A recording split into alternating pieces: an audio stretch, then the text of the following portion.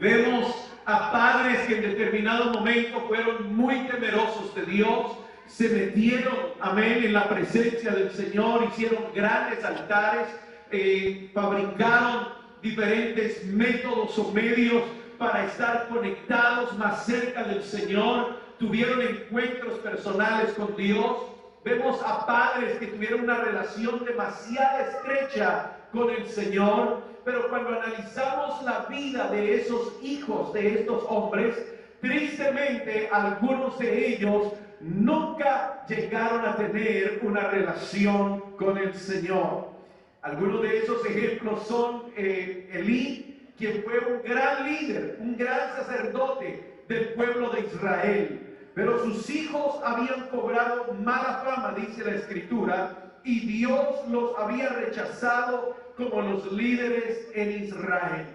Un gran sacerdote llamado Elí, un hombre que en el altar, en el templo, Dios lo usaba poderosamente, pero tristemente sus hijos habían sido o habían llegado a ser rechazados por el mismo Señor. Un hombre que no controló bien a su familia, y es algo que tristemente estamos viendo en la actualidad. Los hijos no mostraban en sus vidas la misma fe que tenían sus padres, y esto no dista mucho de la realidad que estamos viviendo en el tiempo actual. Vemos que hay padres muy comprometidos en la iglesia, vemos que hay padres que realmente lo han dado todo, lo han entregado todo, pero sus hijos están completamente alejados de los caminos del Señor. En el lugar de los hijos de Elí, Dios tuvo que llamar a un sacerdote fiel que hiciera conforme a su corazón y alma. Tristemente, ninguno de los dos hijos de Elí pudo ser útil para el servicio del ministerio, y Dios tuvo que levantar a un Samuel, tuvo que traer un niño de otro lugar para que pudiera servir en el altar. Sin embargo, lo triste es que Samuel también contrajo la misma enfermedad del síndrome de Elí, porque sus hijos tampoco fueron mejores que los de Elí, y la nación tuvo que pedir un rey que los dirigiera, porque los hijos de Samuel tampoco sirvieron para el ministerio. Esa enfermedad, la enfermedad del síndrome de Elí, aparece cuando la segunda generación de cristianos no ha tenido su propio encuentro con Jesús. El hecho de que usted traiga a sus hijos a la iglesia, el hecho de que ellos se duerman debajo de las bancas, el hecho de que ellos entren a la escuela dominical, no les garantiza la entrada en el reino de los cielos. Hay algo más que tenemos que hacer para que nuestra próxima generación no se pierda. Dios no está interesado en nietos, Dios está interesado en hijos que lleven su nombre. ¿Alguien puede decir amén a eso? Gloria a Dios. Yo no sé si usted conoce la escritura en San Juan capítulo 1, versículo 11. A los suyos vino, los suyos no le recibieron, mas a los que le recibieron, a los que creyeron en su nombre, les dio la potestad de ser llamados nietos de Dios. Hijos de Dios. Hijos. Alguien grite conmigo, hijos. Hijos. Entonces la enfermedad de Elí aparece cuando hay una generación que no ha tenido un encuentro con el Señor. Es decir, que tienen una fe cristiana que mantiene su forma, pero no el poder original. En nuestras iglesias tenemos muchos niños, tenemos muchos adolescentes y aún jóvenes que saben vestirse como cristianos, que saben hablar como cristianos, que saben saludar como cristianos, que saben hacer cosas como los cristianos, pero que en el fondo no tienen el más mínimo conocimiento y mucho menos han tenido un encuentro personal con Jesucristo. Ellos saben que van el domingo a la iglesia porque ha sido la rutina y la costumbre de ir todos los domingos a la iglesia. Ellos saben que tienen que cerrar sus ojos antes de comerse unos alimentos porque ha sido la costumbre, ha sido la forma que lo han hecho en su casa, pero no porque tengan una convicción. La Biblia dice en Josué capítulo 24, entonces el pueblo respondió y dijo: nunca tal acontezca que dejemos a Jehová para servir a otros dioses. Esa fue la respuesta que el pueblo le dio a Josué, su gran líder moribundo, en los versículos 14 y 15 de Josué 24. Había una generación todavía comprometida con el Señor y podemos creer que llegaron a cumplir lo prometido. Pero cuando usted ya llega y cruza las páginas y llega a Jueces 2, versículo 7, usted lee las mismas palabras, pero hay una gran diferencia, y es que el pueblo ahora está sirviendo por costumbre nada más. Empieza a haber una degeneración, empieza a haber un enfriamiento espiritual, viene una nueva generación que ya no conoce a Jehová. En Jueces capítulo 2, versículo 10 leemos que esta generación fue reunida a sus padres y en su lugar llegó al liderazgo, dice la Biblia, gente que no conocía a Jehová y dejaron a Jehová, el Dios de sus padres. Yo quiero preguntarle en esta noche, mi amado hermano, ¿qué tanto sabe su hijo de la palabra de Dios? ¿Qué tan fuertes son las convicciones de su hijo? ¿Qué tantas raíces espirituales? Si usted llega a faltar esta misma noche, ¿está usted seguro que su hijo vendría el domingo a la iglesia? ¿Está usted convencido de que el próximo domingo su hijo va a estar aquí? ¿Que el próximo mes su hijo va a venir al ayuno como usted lo tenía acostumbrado a venir el primero de cada mes? ¿Está usted seguro que sus hijos van a seguir orando por los alimentos después de que usted falte? Usted va a encontrar que hay una segunda generación y después la tercera y así sucesivamente, que empiezan a ser más inferiores que la anterior, porque su fe ha menguado, porque sus valores espirituales ya no son lo mismo. Peor cada generación que va transcurriendo, porque van dejando sus valores espirituales y morales, y por ende la nación dentro de poco tiempo se encontró bajo el juicio de Dios. Usted puede ver, por ejemplo, a un Abraham que donde quiera que él iba, lo primero que estaba pensando es en hacer un altar para el Señor. Sal de tu tierra y de tu parentela, y en los primeros pasos que dio hizo un altar para Jehová. Tuvo una batalla, hizo un altar para Jehová. Tuvo un momento de bendición, hizo un altar para Jehová. Usted ve a un Abraham agradecido. Usted ve a un Abraham entregado en las manos del Señor. Usted ve a un Abraham, alabado sea el nombre de Jesucristo, realmente sirviéndole a Dios con gozo. No importa que estaba en el desierto, no importa que tenía que dar pasos de fe aunque no tenía respuesta, pero él seguía confiando, él seguía esperando, a pesar de que Abraham no veía absolutamente nada en el camino. Él solamente se dejaba llevar por el oído, amén, de la voz de Dios hablándole a él. Pero cuando usted empieza a estudiar los próximos capítulos y se va encontrando ya no con la vida de Abraham, usted ahora encuentra a un Isaac, y un Isaac que no es conocido por ninguna proeza espiritual, es padre de 2 hijos que ya no se criaron bien. Cuente los altares que hizo Isaac y le van a sobrar dedos de la mano, porque Isaac prácticamente no construyó ningún altar para Jehová, si es que llegó a construir de pronto uno. Y cuando usted ve los hijos de Isaac, usted ya ve la ignorancia espiritual de Jacob. Jacob es un hombre que está dormido. Jacob es un hombre que está tirado en el camino, durmiendo a la luz del día, hasta que un día Dios, no por Jacob, no por Isaac, sino por la promesa que le hizo a Abraham.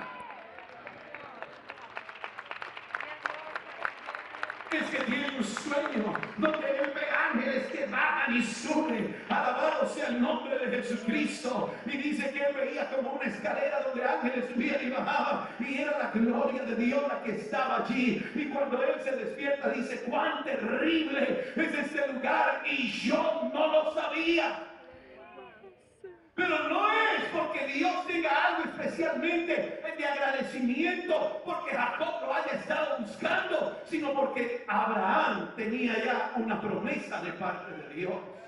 En otras palabras, ni te alegres mucho, Jacob, con lo que estás viendo, porque no es por tus propios méritos, no ha sido por tus sacrificios, no ha sido por tus altares, no ha sido por las ofrendas que hayas dado, porque hasta el momento no has dado ninguna ofrenda. Es por mi misericordia que he tenido con tu abuelo.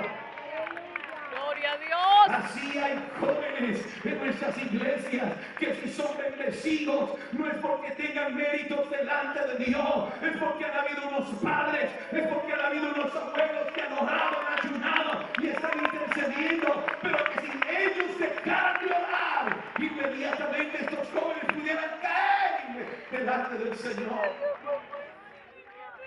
La degeneración espiritual usted también la va a encontrar en la familia de David. Un hombre conforme al corazón de Dios, un hombre que cantaba himnos, salmos, un hombre que sabía humillarse delante del Señor, un hombre que se ganó el corazón de Dios. Y usted ve su próxima generación, la generación de Salomón, y al principio parece que, wow, sí, Salomón tuvo una experiencia con Dios, pero el final de la vida de Salomón, un hombre que no tuvo una, ni dos, ni tres, sino 1000 mujeres, y se prostituyó con todos sus dioses. Cuando usted termina viendo la vida del hijo de Salomón, quien fue Roboam, fue peor todavía. Se olvidaron que Dios no tiene hijos. No, Dios tiene hijos, pero no nietos. Dios solo tiene hijos. Cada generación, diga conmigo, cada generación. Dígalo más fuerte, cada generación tiene que ser evangelizada. Cada generación tiene que tener su propia experiencia con Dios. Nuestros hijos tienen que tener su propia experiencia con Dios. Dios te bendiga. Gracias por las oraciones que has hecho. Dios te bendiga. Gracias por el ayuno de tus hijos. Pero ellos van a tener que tener su propia experiencia con Dios. Al igual que Jacob, van a tener que entrar en el palo de Gabón, van a tener que deshacerse de todo y entregar y empezar a tener su propio encuentro con el Señor. Es triste que algunas personas piensan que por las oraciones de alguien más, alguien puede ser salvo. Y algunas personas han caído en el error de abrir la puerta de la salvación para familiares fallecidos que no le han entregado su vida al Señor. Pastor, ¿cierto que pues lloré por mi familiar, yo lloré por él y yo confío que Dios haya escuchado mi oración y que lo salve? No.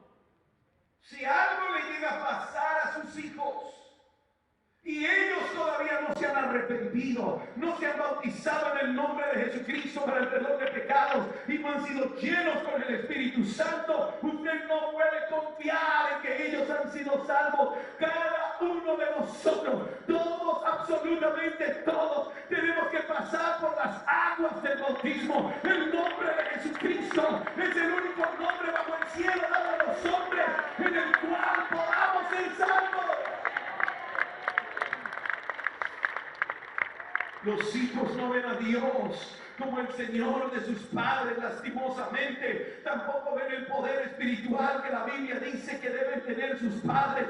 Por ende, las siguientes generaciones consideran que lo que usted y yo estamos haciendo no es más que una religión o algo, un pasatiempo de fin de semana, es una reliquia que nosotros tenemos en nuestra casa, mas no una relación con Dios. Yo quiero en esta noche retar a los padres que están bajo el sonido de mi voz para que regresemos a nuestros hogares y le enseñemos a nuestros hijos que aquí no estamos hablando de religión, aquí no estamos hablando de una congregación nominal, aquí estamos hablando de una verdadera relación con Jesucristo. Aquí no estamos adorando un Dios cercano, el Dios que se adora en este lugar es Dios vivo, es real. Y así como yo tuve una experiencia con Dios, mis hijos también tienen que tener una relación con Él. Yo doy gracias a Dios por las oraciones de mis padres. Yo doy gracias a Dios por lo que ellos me hayan podido instruir. Pero hermano, la salvación no la iba a adquirir si iba a seguir dependiendo de las oraciones de ellos. Yo iba a tener y no tuve mi propio encuentro con el Señor. Aleluya, amén, amén, amén. ¿Cómo podemos curar esta enfermedad espiritual? Eso fue lo que preguntó Manoah. Bendito sea el nombre de Jesucristo cuando tus palabras se cumplan. Todos conocemos esta historia. Los padres de Sansón, una mujer completamente estéril por mucho tiempo, amén, tratando con su esposo de tener hijos, de tener una descendencia, de tener una próxima generación en su hogar. Y ya parece que estaban decididos a terminar sus días. Los años habían avanzado en medio de ellos. Esa bendición es para otras personas. Nosotros no fuimos calificados por Dios para tener hijos en nuestra casa, pero Dios no se había olvidado, porque la semilla de Dios es viva. Pueda que su vientre esté muerto, pero la semilla sigue estando viva, y donde hay vida de parte de Dios hay grandes bendiciones. No importa que estemos en el desierto, no importa que nuestros vientres estén muertos, cuando la palabra de Dios cae, la Biblia dice que es buena semilla y que es viva, es eficaz. Bendito sea el nombre de Jesús. Gloria a Dios. Y aquí encontramos a unos futuros padres que están preguntando, cuando estas palabras se cumplan, cuando tengamos ese niño en medio nuestro, ¿cómo debe ser la manera de vivir? ¿Cómo lo vamos a educar? ¿Qué es lo que tenemos que hacer con él? Yo creo que esa debería ser la pregunta en esta noche de todos nosotros. Porque la sociedad nos enseñó a tener hijos y lo primero que pensamos es en mandarlos a la escuela. Y están en la escuela y la sociedad nos enseña hoy en día que tenemos que mandarlos a la universidad. Si estamos en la iglesia, nos enseñan que tenemos que traerlos a la iglesia. Pero no tenemos puntos específicos y claros de lo que tenemos que hacer con ellos. Manoah y su esposa estaban bastante preocupados, como usted y yo deberíamos estar preocupados en esta noche. ¿Qué es lo que debemos hacer, pastor? ¿Qué debemos enseñarle? ¿Cuál debe ser la manera de vivir nuestros hijos? Nuestros hijos están cansados, amén, de puntos religiosos. Nuestros hijos están cansados de reglas que ni siquiera ellos mismos alcanzan a entender. Nuestros hijos están cansados de vivir normas que para ellos no tienen ningún sentido, y para ellos siguen siendo normas y puntos religiosos, porque todavía no han entendido el poder del evangelio obrando en sus vidas.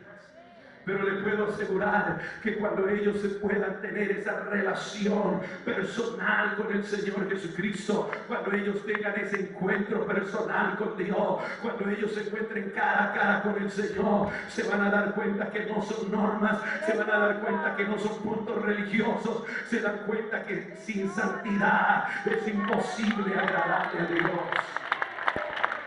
Eso fue lo que hizo Jacob. Señor, si tú me llevas en este viaje, si me das pan para comer, vestido para vestir, si voy y vuelvo con tu bendición, los diezmos voy a empezar a apartar para ti. Señor, si empiezo a tener experiencias contigo, si me demuestras que tú eres el Dios verdadero, que tú eres el Dios de mis padres, que así como ellos me lo han predicado, lo empiezo a vivir yo mismo, entonces yo voy a empezar a dar fruto. Alabanzas al nombre de Jesús. Yo pregunto cuántos padres realmente anhelan que sus hijos puedan empezar a caminar solos en el Señor. ¿Cuántos padres anhelan que su hijo sea que lo despierte y le diga, papá, es tiempo de irnos para la iglesia? Papá, me quiero cuidar el domingo. Papá, estoy orando por ti. Que no sea usted diciendo a su hijo que está orando por él, sino que ahora su hijo le diga, papá, estoy orando por ti. ¿Habrá un padre que anhele eso? Habrá un padre que anhela despertarse a la medianoche para saber qué están haciendo sus hijos y que cuando entre al cuarto de ellos, en vez de verlo metido debajo jugando con su aparato electrónico ahí, lo encuentre más bien de rodillas. ¡Aleluya! Señor, habrá un padre en esta noche que desee y anhele abrir la puerta de su cuarto. Si la luz está prendida, pero es porque él está leyendo las sagradas escrituras. Estoy preguntando si habrá un padre en esta noche, habrá una madre en esta noche que quiera ver el fruto de esas lágrimas.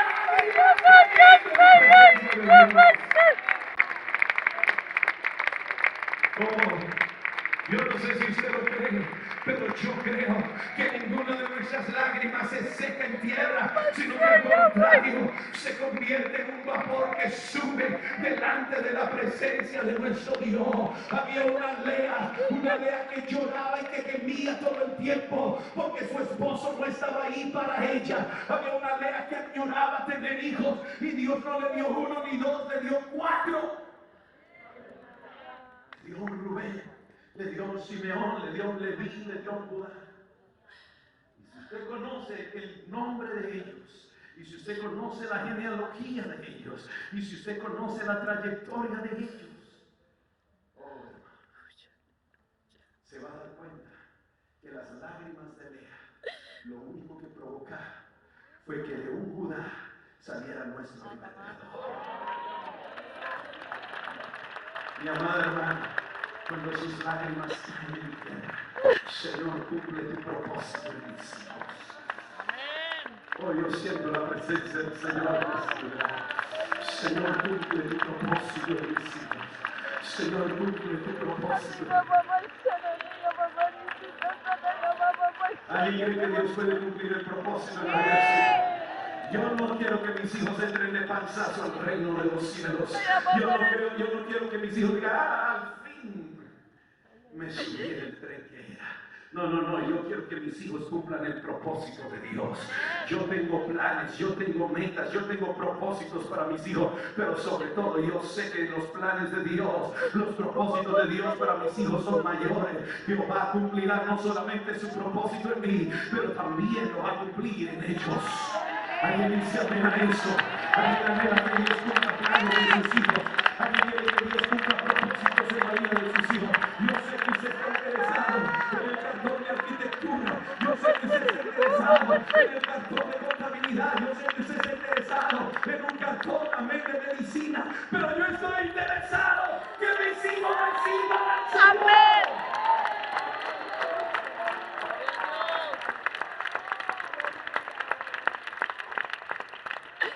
Pero ¿cómo le hacemos? Díganos qué debemos hacer. Déjeme decirle cómo se puede curar esta enfermedad espiritual. La solución, hermano, no se encuentra obligando a sus hijos. La solución no se encuentra tratar de doblegar el espíritu de sus hijos. No. Apocalipsis 3:19 dice, yo castigo y reprendo a todos los que amo. Sé pues celoso y arrepiéntete. La única manera de curar esta enfermedad es cuando nuestros hijos, amén, procuran y buscan un verdadero arrepentimiento genuino delante del Señor. Cuando usted y yo nos aseguramos que nuestros hijos sean evangelizados. Así como lo escuchó, sus hijos necesitan ser evangelizados. El hecho de que hayan nacido en un hogar cristiano no les asegura que ellos sean cristianos. Ellos también necesitan un estudio bíblico. Ellos también necesitan que usted le explique quién es Dios. No asuma que sus hijos entienden quién es Dios. Especialmente cuando estamos viviendo en un tiempo donde han puesto su mente a cuestionar si en realidad existe Dios o no. Nosotros también con mi esposa tuvimos la experiencia que nuestros hijos llegaran a la casa y nos preguntaran ¿quién es Dios? Wow, eso es alarmante para una familia pastoral. Que sus hijos lleguen a la casa preguntándole, ¿is this real or not? ¿Es esto real o no? ¿Por qué pentecostales? ¿Por qué no otra religión? ¿Por qué estamos haciendo lo que hacemos? ¿Por qué no tienes otro trabajo, papá? ¿Alguien está conmigo en esta noche? ¿Alguien sabe de lo que le estoy hablando? Gloria a Dios por todos los planes de evangelismo. Gloria a Dios por todos los estudios bíblicos. Gloria a Dios por todas las visitaciones que hacemos. Gloria a Dios por el amor que tenemos a las almas. Pero si hay un alma que realmente tenemos que amar, si hay un alma que realmente necesita ser evangelizada, si hay algo que nosotros debemos hacer, es hacer lo que hizo Noé. Noé procuró que sus hijos entraran dentro del arca. Lo que tú tienes que hacer, en vez de castigar a tus hijos, en vez de castigarlos porque ahora tienes que ir a la iglesia, ahora tienes que orar, eso no es un castigo, eso es una bendición. Pero cuando tratas de inyectárselo a la fuerza, no va a trabajar. Lo que tienes que hacer es ganarte el corazón de tu hijo, como alguien ganó tu corazón, como alguien te visitó, como alguien te invitó a un café, como alguien te invitó a la iglesia, como alguien te dedicó tiempo, como alguien oró por ti, como alguien ayunó por ti, como alguien se tomó el tiempo para enseñarte la palabra de Dios. Así mismo vas a tener que sentarte con tus hijos y darles un estudio bíblico y mostrarles quién es Jesús. No podemos dar por sentado, no podemos sencillamente pensar que como son mis hijos, entonces ellos ya automáticamente encontraron a Jesucristo gracias a su propio estudio de la Biblia o simplemente porque usted los trajo a ellos. El trabajo de la escuela es enseñarles matemáticas, sociales, geografía, historia, gobierno.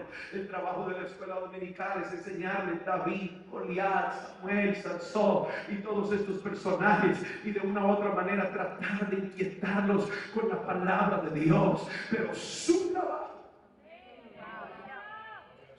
trabajo es hacer que sus hijos conozcan a Jesucristo.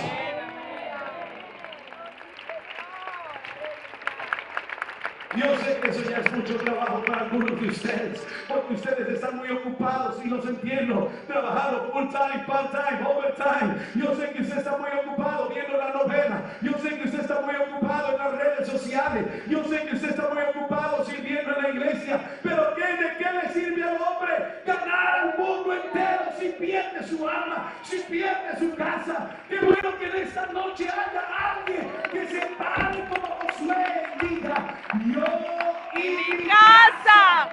Amén.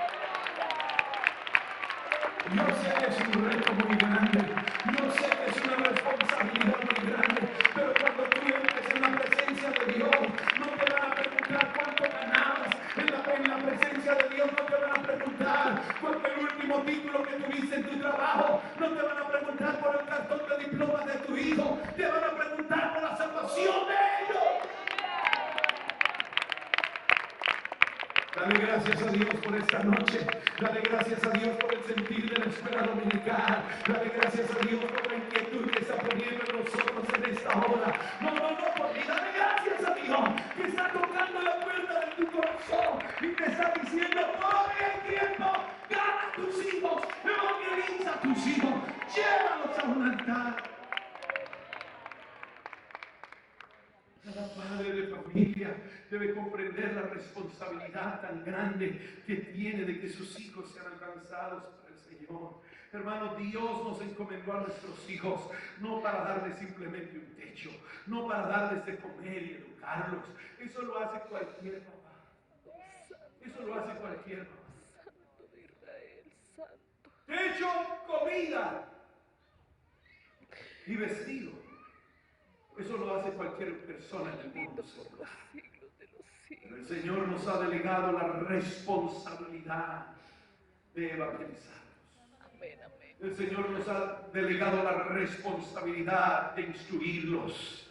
Y el Señor nos ha delegado la responsabilidad de mostrarles el camino que conduce a la vida eterna.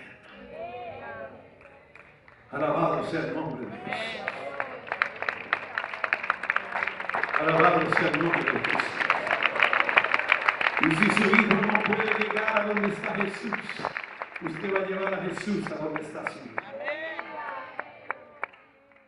¿Me entendió? Usted va a tener que trabajar la milla extra. Usted va a tener que dejar sus ocupaciones. Usted va a tener que hacer lo que tenga que hacer. Amén. Con tal de que Jesús llegue a su casa. Y si no, pregúntele a aquel hombre, amén, del sacerdocio, que su hija estaba en casa, enferma. Su hija no podía llegar a donde estaba Jesús. Pues él dijo, si mi hija no puede llegar a donde está Jesús, entonces yo voy a hacer que Jesús llegue hasta donde está mi hija. Voy a dejar mi trabajo, voy a dejar mi orgullo, voy a dejar mi posición dentro del santuario, pero me voy a asegurar que el Dios del santuario llegue a mi casa.